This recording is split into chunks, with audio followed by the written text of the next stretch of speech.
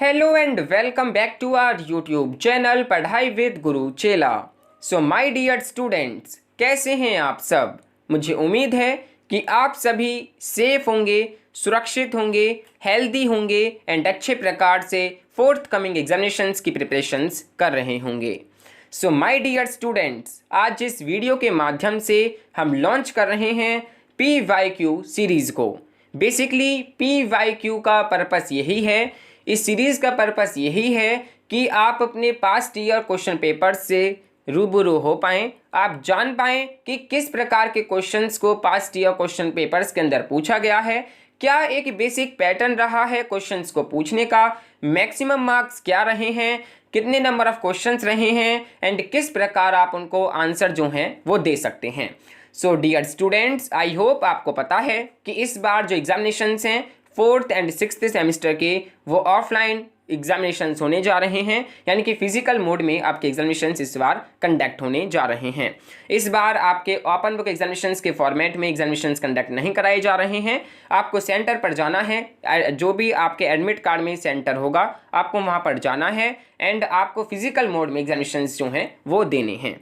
तो इस बार जो भी पैटर्न होने वाला है वो हमने आपको ऑलरेडी वीडियोस के माध्यम से बता दिया है कि कितने नंबर ऑफ क्वेश्चंस आने वाले हैं, कितने नंबर ऑफ क्वेश्चंस आपको अटेम्प्ट करने हैं एंड आप किस प्रकार उनके आंसर्स जो हैं वो लिख सकते हैं। ओवरऑल हमने एक वीडियो के माध्यम से डिस्कस किया है। अगर आपने उस वीडियो को नहीं देखा है तो उस वीडियो का लिंक हमने इसके डिस्क्रिप्शन बॉक्स में प्रोवाइड करा दिया है। आपको सिंपली क्लिक करना है एंड उस वीडियो को देख लेना है, जिसका टॉपिक है, जिसका जो मेन टारगेट है वो ये है कि how to write best answers in university exams. So my dear students, आज हम बात करने जा रहे हैं BA honours political science final semester, यानी कि सेमेस्टर 6 के जो फर्स्ट कोर कोर्स है मॉडर्न पॉलिटिकल फिलॉसफी के past year OBE question paper को हम एनालाइज करने का प्रयास कर रहे हैं, देखने और जानने का प्रयास करने जा रहे हैं कि किस प्रकार का क्वेश्चन पेपर रहा है, क्या बेसिक पैटर्न रहा है, कितने नंबर ऑफ क्वेश्चंस रहे हैं, कितने नंबर ऑफ क्वेश्चंस आपको अटेम्प्ट करने हैं and so on. So my dear students, अगर आपकी कुछ भी क्वेरीज होती हैं, कुछ भी आपके डाउट्स होते हैं तो आप via YouTube comment box section में लिखकर सेंड कर सकते हैं। हम पूरा ट्राई करेंगे आपके कमेंट्स का रिप्लाई करने का, आपके डाउट्स को क्लियर करने का। साथ ही स्टूडेंट्स, आप हमारे टेलीग्राम चैनल से भी जुड़ सकते हैं, उसका लिंक हमने इस वीडियो के डिस्क्रिप्शन बॉक्स में प्रोवाइड करा दिया है। आपको सिंपली क्लिक करना है एंड हमारे टेलीग्राम चैनल को ज्वाइन कर लेना है। वहाँ पर हमने already semester 4th end semester 6th का जितना भी स्टडी मटेरियल हो सकता था, जितना भी वेब लिंक सोच सकते थे, उन सबको हमने प्रोवाइड कराया है। सो माय डियर स्टूडेंट्स, उम्मीद है कि आप as soon as Telegram channel को जो भी ज्वाइन जो हैं वो करेंगे। और अगर आपको ये वीडियो पसंद आती है तो प्लीज़ वीडियो को लाइक करना बिल्कुल भी ना भूलें, अपने फ्रेंड्स के साथ अपने व्हाट्सएप ग्रुप के अंदर इसको शेयर करना भी ना भूलें। सो आइए वीडियो को स्टार्ट करते हैं एंड देखते हैं मॉडर्न पॉलिटिकल फिलॉसफी के past year OBE question paper को। सो माय डियर स्टूडेंट्स, आप देख सकते हैं ये है past year OBE question paper on your first core course which is modern political philosophy. So my dear students, आप देख सकते हैं इसमें मेंशन है कि this question paper contains 2 printed pages, then next है योर रोल नंबर यानी कि आपका अनुक्रमांक, देन नेक्स्ट है serial number of the question paper यानी कि प्रश्न पत्र का क्रमांक, देन नेक्स्ट है most important thing which is unique paper code. इस सब्जेक्ट का, इस पेपर का जो UPC है वो है 1232161। देन नेक्स्ट है नेम ऑफ द कोर्स यानी कि पाठ्यक्रम का नाम, आप देख सकते हैं BA honours political science. Title या फिर नेम ऑफ द पेपर की अगर हम बात करें या फिर हम सब्जेक्ट की बात करें तो आप देख सकते हैं मॉडर्न पॉलिटिकल फिलॉसफी का ये past year OBE question paper है। अगर हम सेमेस्टर या फिर एनुअल की बात करें तो ये 3rd year and 6th semester का क्वेश्चन पेपर है। एंड डियर स्टूडेंट्स, अगर हम टाइमिंग की बात करें तो जैसे कि आपको पता है कि 2K21 में OBE फॉर्मेट में एग्जामिनेशंस कंडक्ट कराए गए थे, जहां पर आपको ये अपॉर्चुनिटी मिलती है, ये आपको चांस मिलता है कि आपको इसके अंदर 3 आवर्स दिए जाते हैं आंसर राइटिंग के लिए एंड एडिशनल 1 आवर आपको दिया जाता है क्वेश्चन पेपर को डाउनलोड करने के लिए एंड जो भी आपकी आंसर स्क्रिप्ट हैं उनको पोर्टल पर अच्छे प्रकार से अपलोड करने के लिए।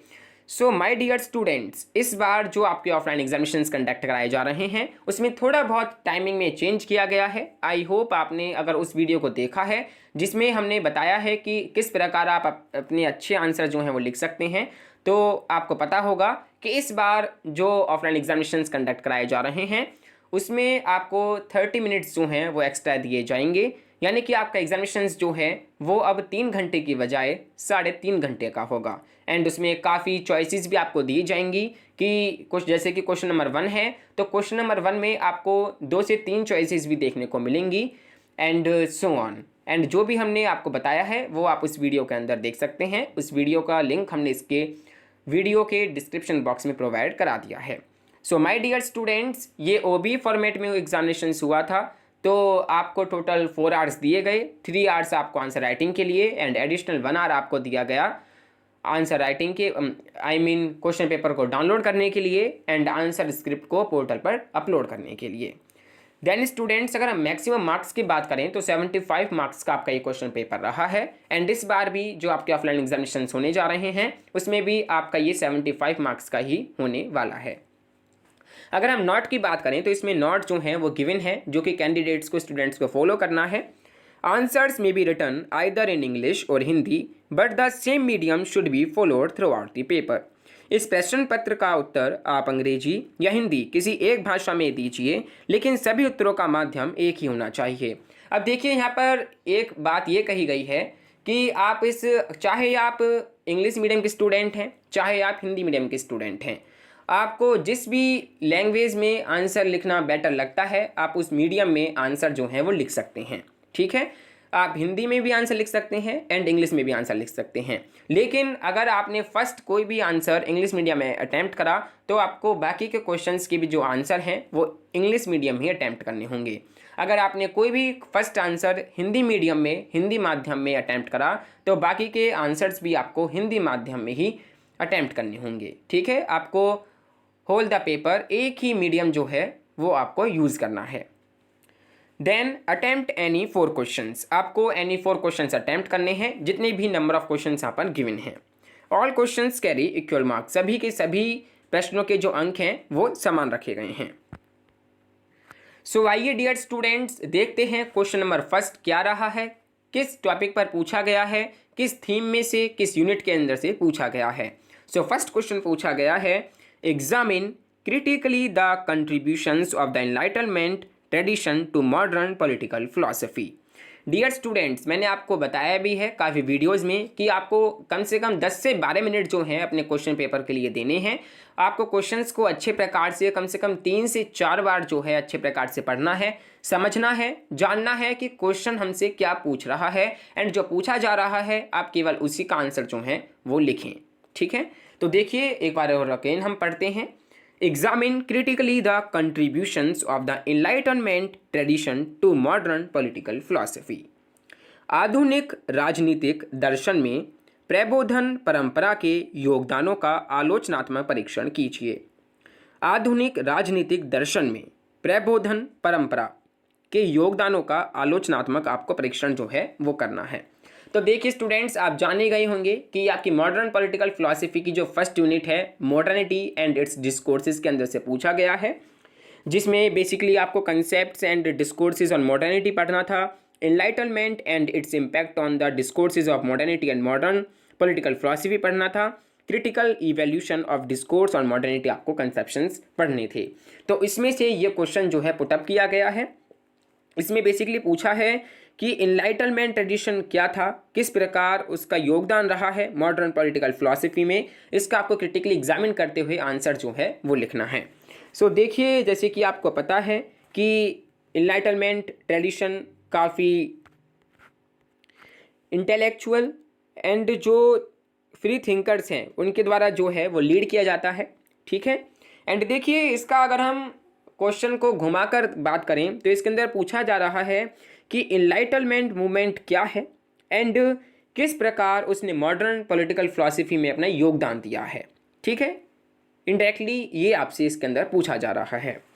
सो देखिए, सबसे पहले मैंने आपको बताया है कि हर एक आंसर में 3 चीज़ें काफ़ी इंपॉर्टेंट होती हैं।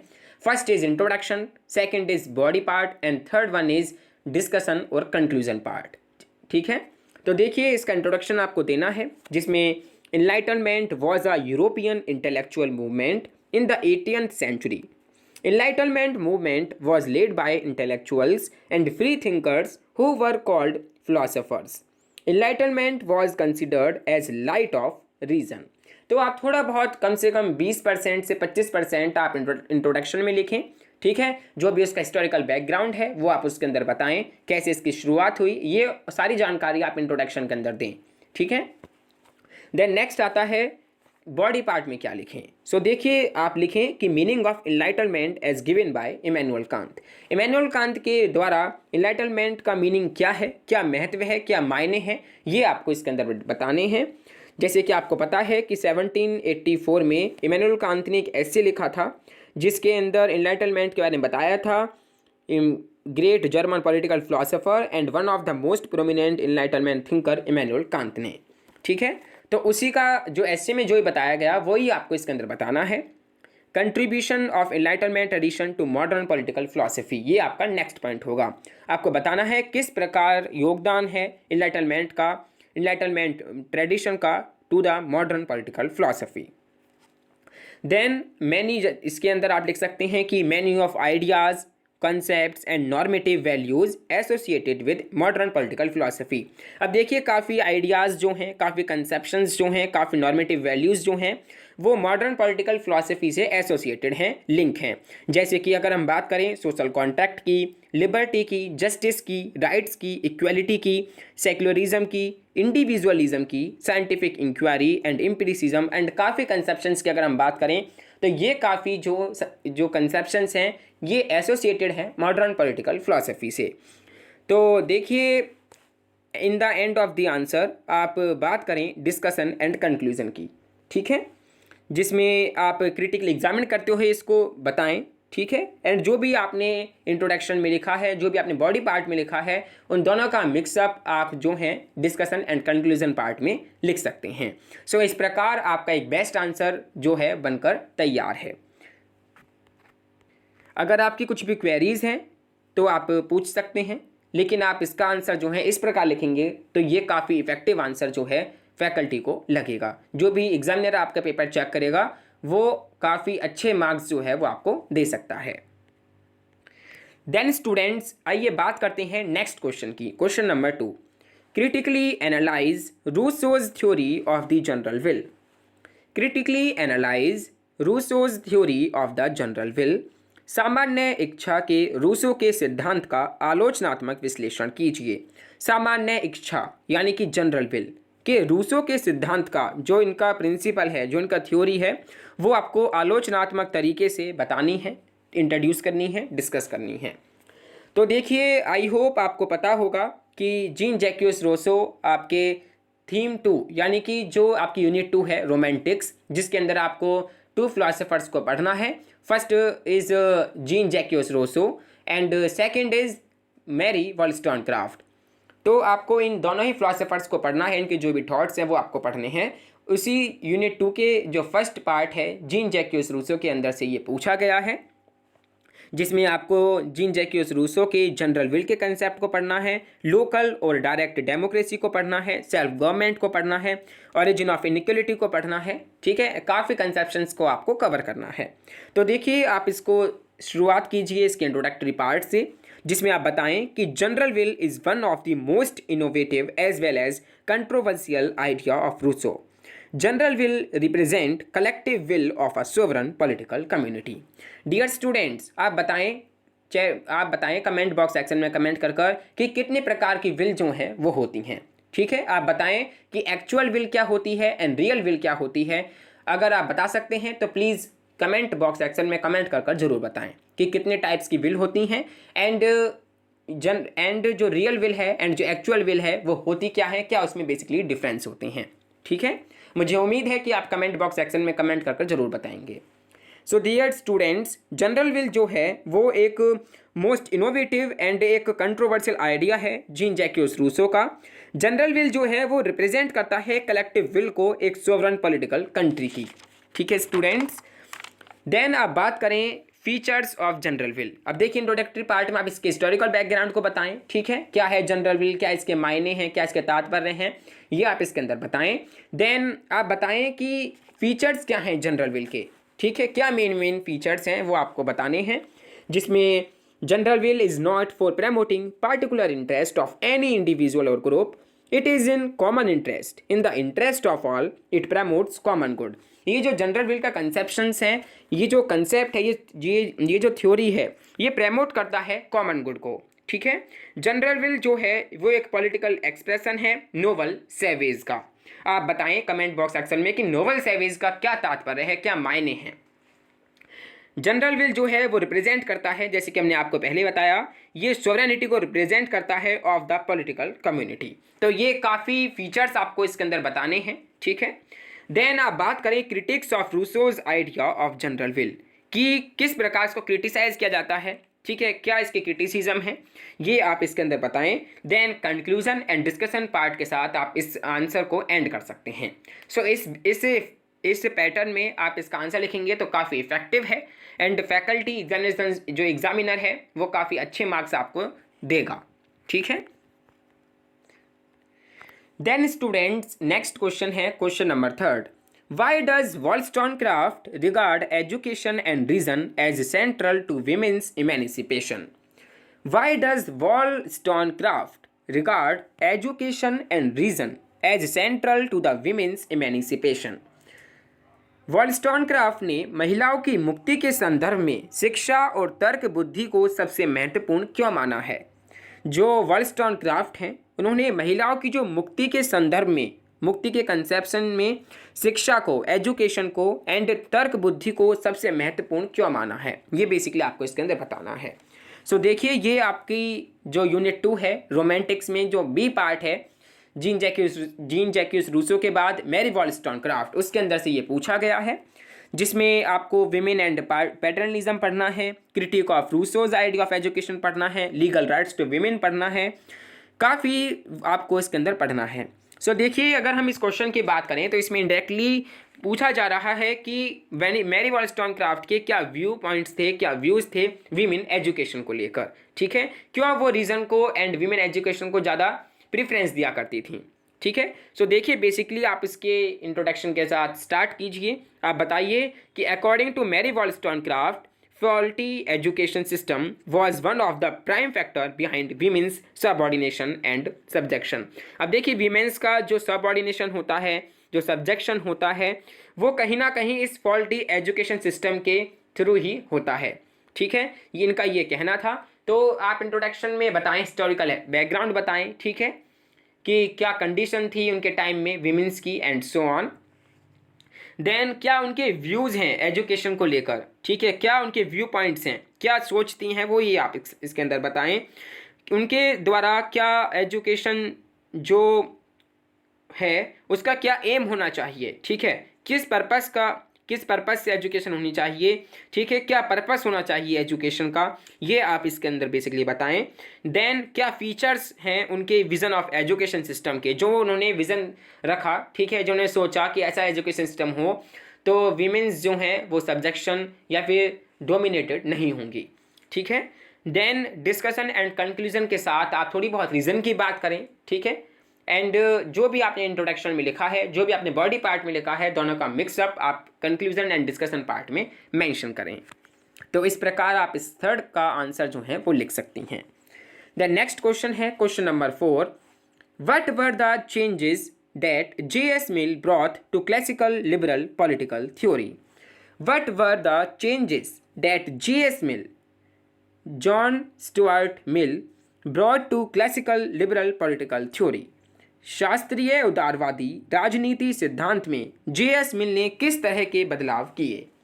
ये आपकी नेक्स्ट यूनिट नंबर 3, जिसमें आपको सोशलिस्ट लिबरलिस्ट पढ़ना है, ठीक है, जिसमें बेसिकली आपको एक ही फिलोसोफर J.S. मिल को आपको कवर करना है।